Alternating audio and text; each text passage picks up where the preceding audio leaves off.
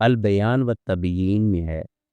سیدنا عمر بن خطاب رضی اللہ عنہ فرماتے ہیں، اپنے نفسوں کو خواہشات کی پیروی سے روک کر رکھو، بے شک خواہشات کی پیروی شر کے آخری درجہ کی طرف کھینچ کر لے جاتی ہے۔ اس کا مفہوم یہ ہے، خواہشات کی پیروی کا مطلب ہے کہ انسان اپنے نفس کے شوق اور خواہشات کے مطابق عمل کرے، چاہے وہ حق کے خلاف ہوں، مثلاً حرام چیزوں کا کھانا، حرام ذریعے سے کمانا، حسد، ہرس، غرور، تکبر، لالچ یا غیر ضروری دنیاوی شوق۔ شروع میں چھوٹے چھوٹے گناہ جیسے جھوٹ، حسد، فحاشی، حرام طریقے، سب انسان اس پر قابو نہیں پاتے۔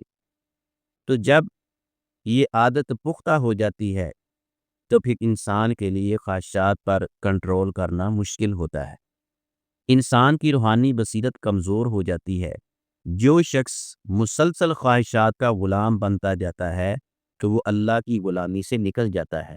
اس کے دل سے آخرت کی محبت نکل جاتی ہے اور دنیا کی محبت بڑھ جاتی ہے۔